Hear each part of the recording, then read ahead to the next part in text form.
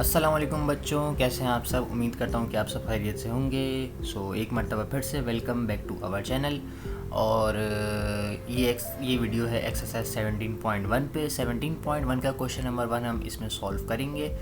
अच्छा, इससे पहले हम चैप्टर 17 के लिए एक बेसिक कॉन्सेप्ट्स की वीडियो बना चुके हैं जिसका टाइटल है इंट्रोडक्शन टू सेट्स, और इसके अलावा एक टाइप्स ऑफ सेट्स, उसमें prime, composite number, rational number, irrational number और टाइप्स ऑफ सेट, ये 2 वीडियोज़ हैं। इसमें डिटेल में बेसिक कॉन्सेप्ट्स मैं समझा चुका हूँ।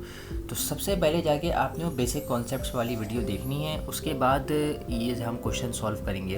क्योंकि मैं ये एज्यूम कर रहा हूँ कि वो वीडियोज़ आप देख चुके हैं, क्योंकि वो वीडियोज़ आप देखेंगे आपके बेसिक कॉन्सेप्ट्स बिल्डअप हो चुके होंगे, उसी की बेसिस पर हम ये क्वेश्चन सॉल्व करेंगे। ठीक है, तो पहले जाके वो वीडियो देखें, और अगर हमारे चैनल पे न्यू हैं तो हमारे चैनल को सब्सक्राइब ज़रूर कीजिएगा और वीडियो को लाइक भी करिएगा और अपने फ्रेंड्स के साथ शेयर भी करिएगा। तो चलते हैं और वीडियो को स्टार्ट करते हैं। सबसे पहले आपके पास है एक्सरसाइज 17.1 का क्वेश्चन नंबर 1, और इसमें सवाल है right the following sets in tabular form. तो टेबुलर फॉर्म और descriptive form, set builder form, ये कुछ नए नए से वर्ड लग रहे होंगे। ये हमारे पास बेसिकली कहलाते हैं सेट्स रिप्रेजेंटेशन। ठीक है, सेट्स रिप्रेजेंटेशन आपके लेवल पे 3 टाइप्स के होते हैं। तो सबसे पहले हम सेट्स रिप्रेजेंटेशन पढ़ लेते हैं कि कौन कौन सी होती हैं, क्या होती हैं और उसमें किस तरह क्या होता है। तो सबसे पहली जो हमारे पास टाइप होती है वो होती है टेबुलर फॉर्म, सबसे most easiest form set representation की। उसके बाद आपके पास आती है डिस्क्रिप्टिव फॉर्म, जो कि थोड़ी सी डिफ़िकल्ट लगती है बच्चों को। और नंबर 3 पे आती है सेट बिल्डर फॉर्म, जो कि बच्चों को काफ़ी ज़्यादा डिफ़िकल्ट लगती है, लेकिन इतनी डिफ़िकल्ट होती नहीं है। इसको मैं आसान तरीके से आपको समझाने की कोशिश करूँगा, तो वीडियो को साथ रहें और वीडियो को एंड तक देखें। तो सबसे पहले आते हैं हम टेबुलर फॉर्म पे। ठीक है, जैसे कि मिसाल के तौर पे मैं आपसे कह रहा हूँ कि आपने एक सेट लिख के दिखाना है मुझे नेचुरल नंबर का 1 से लेके 10 तक। तो आप क्या करेंगे, सिंपल 1 2 3 4 5 6 7 8 9 10। ठीक है भाई। अच्छा, इस सेट को हम नाम देते हैं मिसाली तौर पर ए। ठीक है, मैंने आपको बोला कि आप मुझे लिख के दिखाएं set of natural numbers from 1 to 10। तो आपने मुझे सिंपल सी टेबुलर फॉर्म में लिख के दिखा दिया। या फिर अगर मैं आपसे ये लिख के दिखा दूँ कि आप मुझे सेट ऑफ वॉवेल्स लिख के दिखाएं। ठीक है, तो आपने क्या किया, इसको बी से शो कर दिया, B is equals to AEIOU। ये आपके पास क्या हो गया, ये सिंपल टेबुलर फॉर्म हो गई। तो टेबुलर फॉर्म इंतहाई इजी है, टेबुलर फॉर्म में कोई मुश्किल नहीं है। अच्छा, एक बात आप लोगों ने जहन में रखनी है कि ये जो नोटेशन होती है हमारी, ये ऑलवेज कैपिटल होती है। ठीक है, ये नोटेशन होती है और ये एलिमेंट्स होते हैं, ये सब मैं पहले वीडियो में बता चुका हूँ। उसका लिंक यहाँ पर आपको ऊपर भी मिल जाएगा आई बटन पर, और आपको नीचे डिस्क्रिप्शन में भी मिल जाएगा। ठीक है, तो ये तो हो गया इस तरह। अच्छा, एक बात और, अगर आप लोग के एलिमेंट्स अल्फ़ाबेट होंगे तो अल्फ़ाबेट्स हमेशा आपके स्मॉल में होंगे। Alphabets never be in capital in elements case. यानी कि अगर आपके सेट में एलिमेंट्स होंगे तो वो जो है एलिमेंट्स अल्फ़ाबेट वाले होंगे, और अगर अल्फ़ाबेट वाले होंगे तो हमेशा से वो स्मॉल होंगे, आपके वो कैपिटल नहीं हो सकते। इसके अलावा आपकी जो नोटेशन होगी वो नोटेशन हमेशा से कैपिटल होगी। ठीक है, हमेशा ये कैपिटल ही रहेगी, ये चीज़ आप लोगों ने याद रखनी है। अच्छा, अब आते हैं हम डिस्क्रिप्टिव फॉर्म पे। डिस्क्रिप्टिव फॉर्म हमारे पास क्या होती है, जैसे मिसाल के तौर पे ये आपके पास सेट है। इसी सेट को अगर मैं डिस्क्रिप्टिव फॉर्म में करना चाहूँ, मैं इसको ऐसे लिख सकता हूँ, सेट ऑफ नेचुरल नंबर्स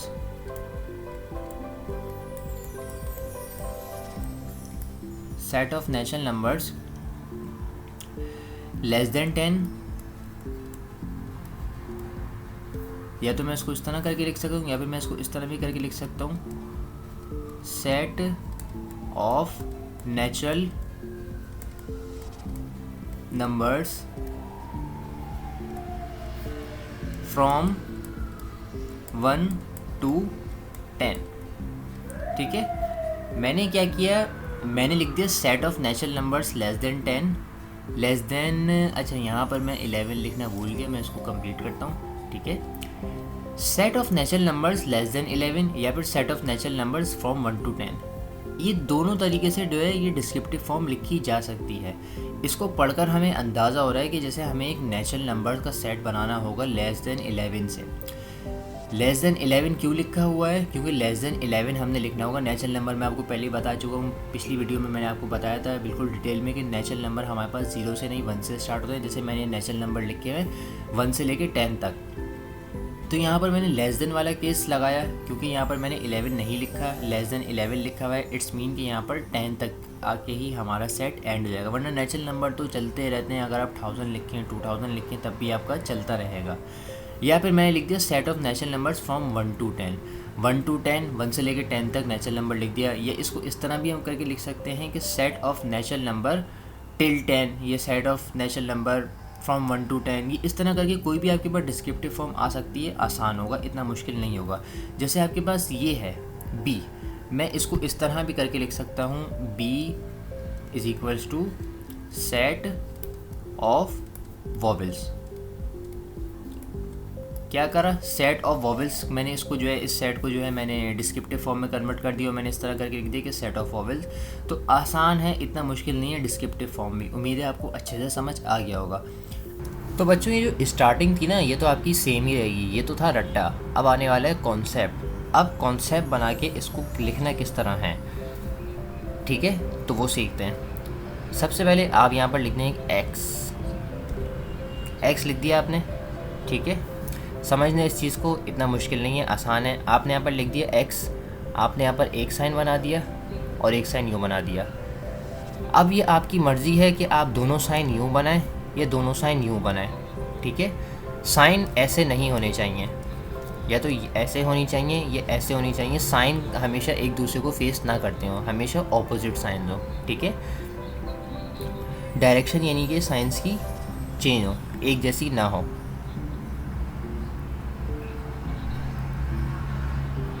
जो यहाँ पर आपको बचपन में आपकी टीचर ने पढ़ाया होगा कि जिस तरफ मुंह खुला होता है वो होता है ग्रेटर देन, मतलब x आपका ग्रेटर देन है, यानी कि ये जो है आपका ग्रेटर देन है, और ये जो है आपका लेस देन है, यानी कि x आपका ग्रेटर देन है और लेस देन है किससे, ठीक है।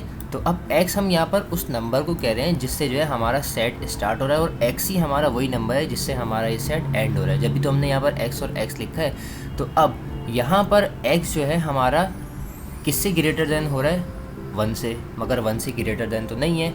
x हमारा जो है यहाँ पर ग्रेटर देन है 0 से, यानी कि x हमारा 0 से बड़ा है। अब यहाँ पर मसला ये है कि जो नेचुरल नंबर्स हैं वो तो स्टार्ट ही हमारे पास 1 से होते हैं। तो अगर मैं यहाँ पर 0 लिखूँगा तब भी कहानी नहीं बनेगी, अगर मैं यहाँ पर 1 लिखूँगा तब भी कहानी नहीं बनेगी। उस सूरत में क्या होगा, उस सूरत में मैथ हमें एक इस चीज़ का सोल्यूशन देता है कि यहाँ पर हम इसके नीचे लगा देंगे एक डंडा। इसके नीचे डंडा लगाने से ये होगा कि यहाँ पर अब ये हो गया ग्रेटर देन और इक्वल टू। तो मिसाल के तौर पे मैंने अब यहाँ पर लिख दिया 1, ठीक है। हमारा x जो है वो अब ग्रेटर देन या इक्वल टू 1 है, यानी कि हमारा जो सेट स्टार्ट होगा वो या तो 1 से स्टार्ट होगा या फिर जो है 1 से ग्रेटर स्टार्ट होगा। तो मैंने इस सॉल्यूशन को हल करने के लिए क्या किया, यहाँ पर नीचे डंडा लगा दिया। अच्छा, यहाँ पर हमारा क्या आ रहा है, लेस। अब लेस देन हमारा ये सेट कहाँ पर एंड हो रहा है, 10 पर हो रहा है ना, यानी कि हमारा सेट जो है वो 11 से नीचे एंड हो रहा है। तो यहाँ पर मैंने लिख दिया 11। तो अब इसको हम किस तरह पढ़ेंगे, ए सेट, यानी कि हमारे पास ये ए हो गई notation. A is equals to bracket लगाया x such that x belongs to natural numbers and 1 is greater और less than x less than 11, ठीक है। इसको इस तरह अब हम रीड करेंगे तो ये हमारा सेट बन गया और ये टेबुलर फॉर्म में कन्वर्ट हो गया। अच्छा, आप चाहें तो यहाँ पर भी आप जो है ऐसा ही साइन लगा सकते थे, यानी कि लेस देन और इक्वल टू, और यहाँ पर आप फिर लिख सकते थे 10, यानी कि आपका जो है ब्रैकेट वो या तो 10 से लेस पे एंड होगा या फिर वो इक्वल टू 10 इस पे एंड हो जाएगा, ठीक है। तो आई होप ये सेट बिल्डर फॉर्म आपको अच्छे से समझ आ गई होगी। और अब हम बढ़ते हैं अपने क्वेश्चंस की तरफ, ठीक है। ये हमारे पास जो है सारे क्वेश्चंस का अंगा ही किया गया है। इन क्वेश्चंस को अब सॉल्व करते हैं, आसान है, इतने मुश्किल नहीं है। इन क्वेश्चंस को सॉल्व करेंगे तो आई होप आपकी कन्फ्यूजन सारी क्लियर हो जाएंगी। और इस तरह की ये सेट बिल्डर फॉर्म जितनी भी है ये आगे भी एक्सरसाइजेज में है, आगे भी क्वेश्चंस में हैं, तो आप लोग जो है वो भी वीडियोज़ देखिएगा। इस वीडियो में जस्ट मैं क्वेश्चन नंबर 1 ही सॉल्व कराऊँगा, वरना वीडियो बहुत ज़्यादा लंबी हो जाएगी। क्वेश्चन नंबर 1 का पार्ट 1 है हमारे पास। अच्छा, सबसे पहले क्वेश्चन नंबर 1 में हमारे पास कहा क्या जा रहा है, right the following sets in tabular form. तो टेबुलर फॉर्म सबसे आसान होते हैं, कोई इसमें इतनी ऐसा मुश्किल नहीं है, ऐसी कोई रॉकेट साइंस नहीं है, तो हम आसानी से इसको कर लेंगे।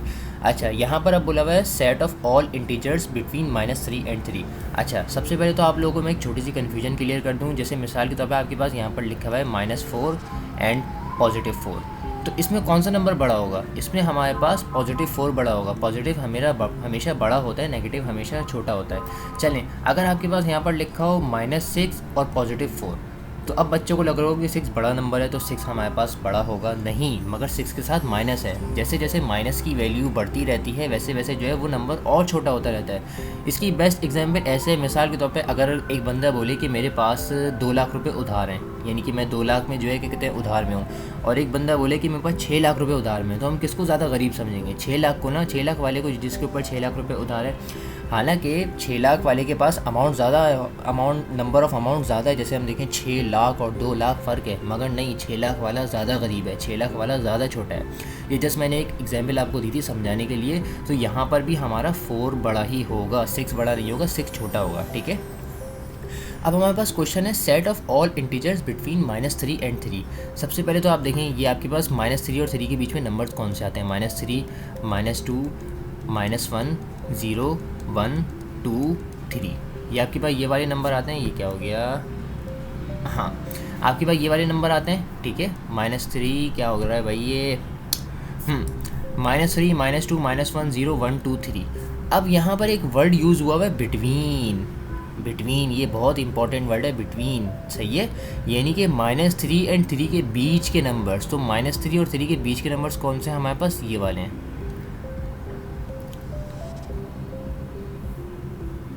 ये हमारे पास -3 एंड 3 के बीच के नंबर्स हैं। इसका हम बनाएंगे सेट -2, -1, 0, 1, 2। ठीक है, उसके बाद नेक्स्ट है आपके पास set of composite numbers less than 11। Composite numbers की मैं पहले आपको जो है डिटेल में समझा चुका हूँ। जो मैंने इंट्रोडक्शन वीडियो बनाई थी उसमें काफ़ी डिटेल में मैंने समझाया कॉम्पोजिट नंबर्स। कॉम्पोजिट नंबर्स हमारे पास वो नंबर्स होते हैं जो अपने टेबल के अलावा किसी और टेबल में भी आते हैं। तो हमने स्टार्ट लिया था तो 4 से, तो 4 हमारे पास हो गया कॉम्पोजिट नंबर, और उसके बाद हमारे पास 6 आ जाएगा, 8 आ जाएगा, 9 आ जाएगा, 10 आ जाएगा। 10 पे हम अपना सेट एंड कर देंगे। क्यों? क्योंकि यहाँ पे उन्होंने बोला हुआ है लेस देन 11। अच्छा, कॉम्पोजिट नंबर्स में यहाँ पे भी ज़रा फिर से बता दूँ। अब जैसे 4 है, 4 हमारे पास अपने टेबल में भी आता है, 2 के टेबल में भी आता है। 6 है, 6 अपने टेबल में भी आता है, 2 के टेबल में भी आता है, 3 के टेबल में भी आता है। 8 हमारे पास 2 के टेबल में भी आता है, 4 के टेबल में भी आता है और अपने टेबल में भी आता है। इसी तरह 9 3 के टेबल में भी आता है, अपने टेबल में भी आता है।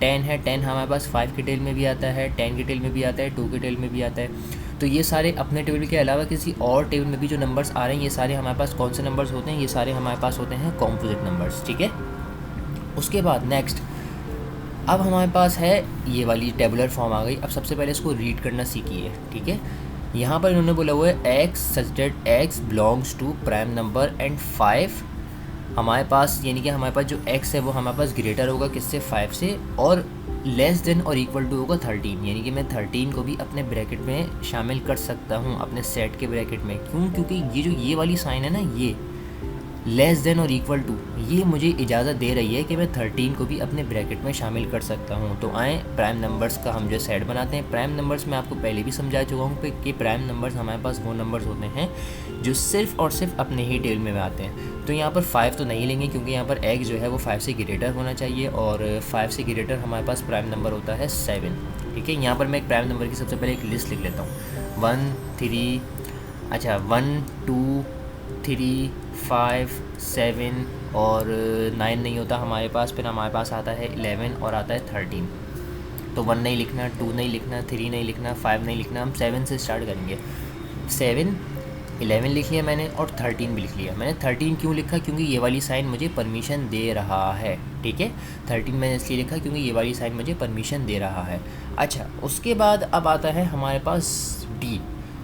डी हमारे पास है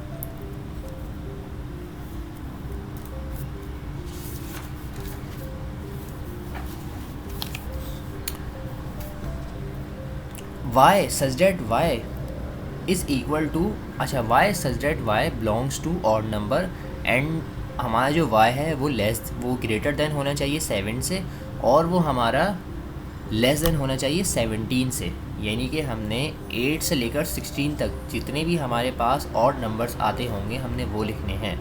तो 8 से लेकर 16 तक हमारे पास ऑड नंबर्स कौन कौन से आते हैं? हमारे पास आता है 8 से बड़ा 9, और आता है 11, 13, 15। मैंने 17 क्यों नहीं लिखा? क्योंकि यहाँ पर इन्होंने बोला हुआ है लेस देन 17। 17 से छोटे छोटे लिखने हैं और 7 से बड़े लिखने हैं, ठीक है। उसके बाद नेक्स्ट है हमारे पास ई। अच्छा, अब इसको पढ़ते हैं। z such that z belongs to real number and z square is equal to 121। अब अक्सर बच्चे इसको देख के परेशान हो जाते हैं कि ये क्या चीज़ है। तो इसमें सिंपल जस्ट एक बात ये हमसे कह रहा है कि आपने ये बताना है कि 121 किसका हमारे पास स्क्वायर रूट होता है। तो e इज़ इक्वल्स टू 121 हमारा किसका स्क्वायर रूट होता है। अच्छा, यहाँ पर एक और कन्फ्यूजन है। अक्सर बच्चे जस्ट समझ रहे होंगे कि अक्सर के जो है क्या कहते हैं 121 हमारे पास जस्ट पॉजिटिव 11 का स्क्वायर होता है, जबकि ऐसा नहीं है। -11 का स्क्वायर अगर हम निकालेंगे तब भी हमारे पास 121 आएगा, क्योंकि हमारे पास -11 मल्टीप्लाई -11 हो रहा है, और माइनस माइनस हमारे पास प्लस हो जाएगा। और अगर हम सिंपल 11 का स्क्वायर लिखें तब भी हमारे पास 121 आएगा। तो यहाँ पर हमारा क्या आएगा? -11 और पॉजिटिव 11, ठीक है। नेक्स्ट क्वेश्चन में हमारे पास क्या है? f is equals to p such that p belongs to q। q हमारे पास क्या होता है? q हमारे पास होता है रैशनल नंबर, ठीक है। रैशनल नंबर की नोटेशन हमारे पास क्या होती है? q। अच्छा, and p square is equals to -1, यानी कि हमारे पास कौन सी ऐसी चीज़ है जिसका स्क्वायर आता है -1। तो क्लास 9 में हमने एक चीज़ पढ़ी थी कि एक चीज़ होती है जिसका स्क्वायर आता है -1। शायद आप लोगों को याद हो या ना याद हो, थोड़ा सा अपने दिमाग पे जोर डालें तो आप लोगों को याद आ जाएगा। और वो था हमारे पास आयोटा का स्क्वायर। आयोटा का स्क्वायर हमारे पास क्या होता है? -1। अब यहाँ पर हमारे पास एक मसला है कि आयोटा हमारे पास होता है इमेजनरी नंबर, मतलब ये सिर्फ ख़यालों में एग्जिस्ट करता है, ये रियल में एग्जिस्ट नहीं करता है, इसको हम सिर्फ इमेजिन कर सकते हैं। जबकि रैशनल नंबर हमारे पास रियल नंबर्स होते हैं। रैशनल नंबर हमारे पास क्या होते हैं? रियल नंबर्स होते हैं। तो आयोटा का स्क्वायर हमारे पास -1 होता तो है, मगर हम यहाँ पर -1 या फिर आयोटा नहीं लिख सकते, आयोटा का स्क्वायर नहीं लिख सकते। हमने जो सेट बनाना है वो हमने बनाना है रैशनल नंबर का, और वो नंबर रियल नंबर होना चाहिए। इसीलिए हमारा सेट क्या होगा? नल सेट बन जाएगा। इसको हम या तो ये करके लिख सकते हैं या फिर इसको हम ऐसे करके भी लिख सकते हैं। अब जाहिर सी बात है, अगर हम -1 का स्क्वायर निकालें तब भी हमारा 1 आएगा, अगर हम 1 का स्क्वायर निकालें तब भी हमारा 1 आएगा। यानी कि हमारे पास कोई भी ऐसा नंबर नहीं हो रहा है जिसका स्क्वायर -1 आ रहा हो, जस्ट आयोटा का जिसका स्क्वायर -1 आ रहा हो। जस्ट आयोटा का स्क्वायर हमारे पास -1 आता है, और हम आयोटा को लिख नहीं सकते क्योंकि आयोटा हमारे पास इमेजनरी नंबर है, और हमने रैशनल नंबर के थ्रू लिखना था, और रैशनल नंबर हमारे पास क्या होता है? रियल नंबर होता है। हाँ, अगर यहाँ पर लिखा होता है कि इमेजनरी नंबर के साथ आप लिख सकते हैं, तो यहाँ पर हम ऐसे करके भी लिख सकते थे, ठीक है। तो ये जस्ट मैंने आपको एग्जाम्पल के लिए समझा दी। वैसे आपका आंसर क्या होगा? आंसर आपका ये होगा। तो यूँ हमारा क्वेश्चन नंबर 1 हुआ एंड 17.1 का, ठीक है। Question number 2, question number 3, question number 4 में अगली वीडियोस में आप लोगों को समझाऊंगा। चैनल पे जुड़े रहें, हमारे साथ रहें, और अगर आप हमारे व्हाट्सएप ग्रुप ज्वाइन करना चाहते हैं तो अभी नीचे आपको नंबर मिल जाएगा, उस पर मैसेज करें। मज़ीद अगर आपका कोई भी क्वेश्चन हो या कोई भी कन्फ्यूजन हो तो आप व्हाट्सएप पे या हमारे इंस्टाग्राम पे आप एक छोटी सी वीडियो, छोटा सा जो है क्वेश्चन पिक्चर आप भेज सकते हैं। इंशाल्लाह जल्द अज जल्द मैं आपकी क्वेरी सॉल्व कर दूँगा। तो मिलते हैं आप क्वेश्चन नंबर 2 के साथ। अपना बहुत सारा ख्याल रखिएगा, हमारे चैनल को सब्सक्राइब करें। अल्लाह हाफिज़।